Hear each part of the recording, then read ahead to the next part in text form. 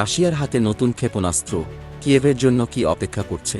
আশঙ্কার ঘণ্টা বাজছে। মার্কিন যুক্তরাষ্ট্রের সামরিক কর্মকর্তারা সতর্ক করে জানিয়েছেন, রাশিয়া যে ধরনের ক্ষেপণাস্ত্র ব্যবহার করতে যাচ্ছে তা বিশ্বযুদ্ধের ধারাই বদলে দিতে পারে। এটি কেবল পরমাণু হুমকি নয়, বরং এক ভয়াবহ শক্তির প্রমাণ। পেন্টাগনের মুখপাত্র সাবরিনা সিং এক সংবাদ সম্মেলনে বলেছেন, আগামী দিনগুলোতে রাশিয়া ওরেশনিক নামক নতুন ধরনের ক্ষেপণাস্ত্র ব্যবহার করতে পারে, যা ইউক্রেনের জন্য বিপজ্জনক হতে পারে। ওরেশনিক ক্ষেপণাস্ত্রটি রাশিয়ার RS-26 রুবেজ আন্তঃমহাদেশীয় ক্ষেপণাস্ত্রের একটি উন্নত সংস্করণ হলেও এটি প্রযুক্তিগতভাবে হাইপারসনিক নয়। তবে এর গতি এবং শক্তি কিছুটা হলেও হাইপারসনিক ক্ষেপণাস্ত্রের মতোই ভীতিকর। রাশিয়া ইতিমধ্যেই ইউক্রেনের শহর দিনিপ্রোতে প্রথমবারের মতো এই ক্ষেপণাস্ত্র ব্যবহার করেছে।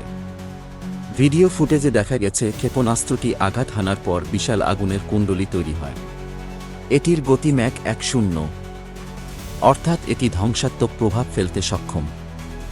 রাশিয়ার প্রেসিডেন্ট ভ্লাদিমির পুতিন এই অস্ত্রের প্রশংসা করে বলেছেন, এটি পশ্চিমা দেশগুলোর জন্য এক বড় হুমকি, বিশেষ করে ন্যাটো দেশগুলোর বিরুদ্ধে। তবে হুঁশিয়ারি এখানেই শেষ নয়। পুতিন দাবি করেছেন, এই ক্ষেপণাস্ত্রের শক্তি পরমাণু অস্ত্রের সমান হতে পারে।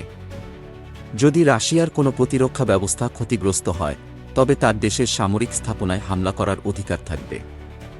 এর মাধ্যমে তিনি আন্তর্জাতিক সম্প্রদায়ের প্রতি একটি কঠোর বার্তা দিয়েছেন। এছাড়া রাশিয়া বেলারুশে এই ক্ষেপণাস্ত্র ব্যবস্থা স্থাপন করার পরিকল্পনা করছে, যা আরও বিপজ্জনক পরিস্থিতি তৈরি করবে। ওরেশনিক ক্ষেপণাস্ত্র সম্পর্কে মার্কিন কর্মকর্তাদের উদ্বেগের বিষয় হল, এটি যুদ্ধের পরিস্থিতি একেবারে বদলে দিতে পারে। যদিও পেন্টাগন মনে করে এই ক্ষেপণাস্ত্র গেম চেঞ্জার নয়, তবু তাতে ইউক্রেনের জন্য বিপদ বাড়বে। রাশিয়া জানিয়ে দিয়েছে, তারা আরও হামলা চালানোর জন্য প্রস্তুত।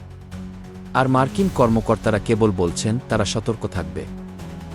ইউক্রেনের উপর হামলার পরিকল্পনা নিয়ে রাশিয়া আরও আক্রমণাত্মক হতে পারে বলে ধারণা করা হচ্ছে। কিছুদিন আগে ইউক্রেনের সঙ্গে যুক্তরাষ্ট্র আরও $100 কোটি সামরিক সহায়তার ঘোষণা দিয়েছে, যার মধ্যে আকাশ প্রতিরক্ষা, গোলাবারুদও অন্তর্ভুক্ত। তবে এই সাহায্য কি রাশিয়ার ক্ষেপণাস্ত্রের শক্তির কাছে যথেষ্ট হবে? এই উদ্বেগের মূল কারণ হল পুতিনের নতুন পরমাণু নীতি।